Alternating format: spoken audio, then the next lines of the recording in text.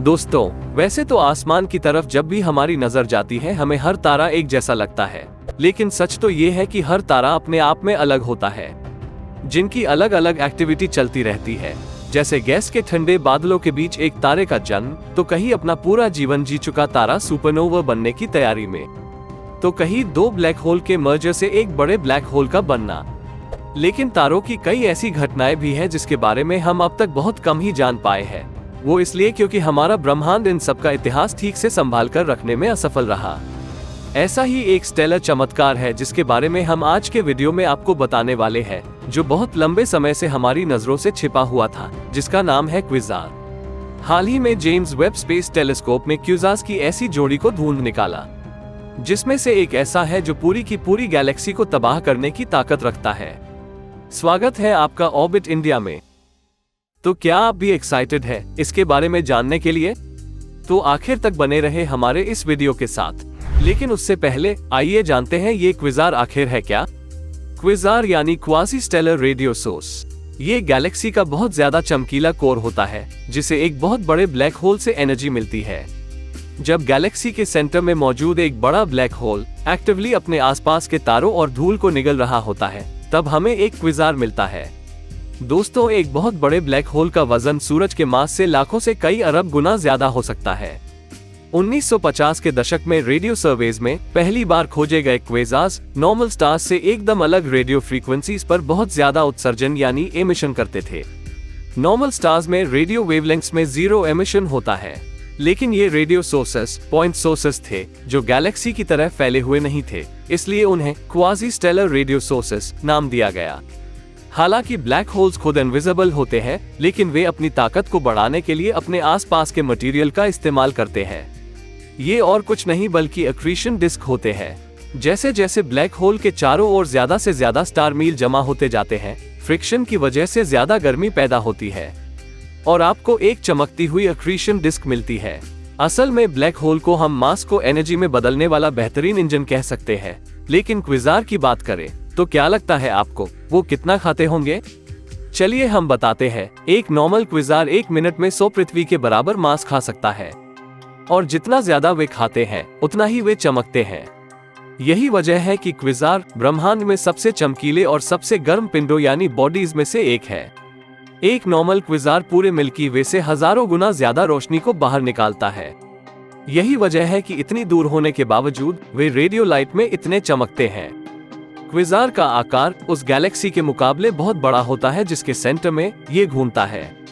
यह अमेज़न नदी के पास के रेत के एक कण जितना होता है, लेकिन फिर भी उनकी हरकतें ब्रह्मांड को बताती है कि असली बॉस कौन है या ताकत का सेंटर कहां पर है। उनके पास एक पूरी गैलेक्सी को बर्बाद करने की ताकत होती है। कैसे? इस बारे में जानने के लिए बने रहें हमारे साथ आगे भी। हम गैलेक्सी में मौजूद जिस क्विज़ार के बारे में जानते हैं वो मार्किरियन 231 है, जो हमसे 600 मिलियन प्रकाश वर्ष की दूरी पर है।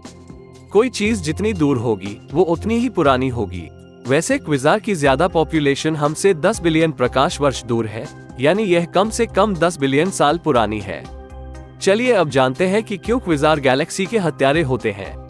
आप भी यह जानना चाहते होंगे कि आखिर कैसे क्विज़ार ने गैलेक्सी हत्यारे के रूप में अपना आतंक फैलाया है।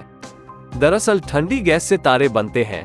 वही क्विज़ार ब्रह्मांड में सबसे चमकीले और सबसे गर्म बॉडीज में से एक है, जो अपने आसपास की गैस को इतना गर्म कर देते हैं और ये गैलेक्सी में किसी भी तारे के बनने के प्रोसेस को रोक देता है, जिससे होगा ये कि गैलेक्सी एक तरह से बर्बाद हो जाएगी। इसके अलावा एक क्विज़ार अपनी मेजबान गैलेक्सी से गैस को जेट में धकेलता है, जिससे गैलेक्सी तो भूखी रह जाती है और गैलेक्सी में तारों के बनने के लिए जरूरी मटेरियल बाहर निकल जाती है। चलिए अब जानते हैं कैसे जेम्स वेब स्पेस टेलीस्कोप ने टकराते हुए क्वेज़ार्स की खोज की। सोचिए कि जब दो ब्लैक होल आपस में टकराते हैं तो क्या होता है, लेकिन अब ये सोचो कि क्या होता है जब दो बहुत चमकीले सुपरमैसिव ब्लैक होल आपस में टकराते हैं। हाल ही में जेम्स वेब स्पेस टेलीस्कोप ने सुपरमैसिव ब्लैक होल या क्विज़ार की सबसे दूर और सबसे पुरानी टक्कर को होते हुए देखा। ये दो सुपरमैसिव ब्लैक होल मर्जर करने वाली गैलेक्सीज के सेंटर में थी। गैलेक्टिक रीजन ZS7 में हुई यह ब्लैक होल टक्कर इतनी दूर है कि हम इसे बिग बैंग के ठीक 740 मिलियन साल बाद देख सकते हैं। ये तब हुई टक्कर है जब दोनों गैलेक्सीज बहुत नए और छोटे थे। लेकिन ये गैलेक्सी की एक बहुत ही हिंसक जोड़ी है। वाकई एक दूसरे में तेजी से घूमते हुए, एक विशाल खाई में मर्ज होते हुए, अपनी नई मर्ज की गई गैलेक्सी के सेंटर में डूबते हुए, सभी दिशाओं में धूल और सितारों को उड़ाते हुए टाइटन्स के इस ब्रह्मांडीय टकराव को देखना एक अद्भुत नजारा रहा होगा JWST के लिए। लेकिन क्वेज़ा के बारे में अभी भी बहुत कुछ जानना बाकी है। क्या क्वेज़ा गैलेक्सी के एवोल्यूशन फेजेस में से एक है? क्या सभी गैलेक्सीज अपने जीवन काल में किसी न किसी बिंदु पर क्वासर फेज से गुजरती हैं? या क्या सिर्फ कुछ खास तरह की गैलेक्सीज ही क्वेज़ा की मेजबानी कर सकती हैं?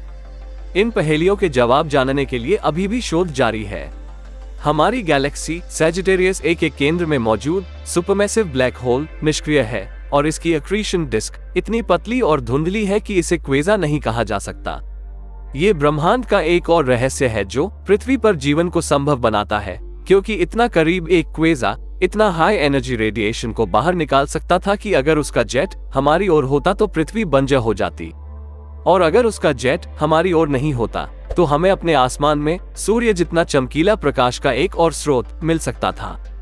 पृथ्वी पर जीवन को मुमकिन बनाने वाले कई अनोखे कारक कभी कभी हमें आश्चर्यचकित करते हैं कि क्या ब्रह्मांड किसी के द्वारा सावधानी पूर्वक डिजाइन किया गया है, जैसे कि सिमुलेशन में। शायद सैजिटेरियस ए कभी क्वेज़ा रहा हो और अतीत में इसका भरपूर इस्तेमाल हो चुका हो, या शायद ये भविष्य में क्वेज़ा में बदल जाएगा। आने वाले वक्त में क्या होगा ये तो नहीं पता, लेकिन इतना जरूर है कि ब्रह्मांड में जो होगा वो हमें हैरान करने का काम तो जरूर करेगा। आपको क्या लगता है?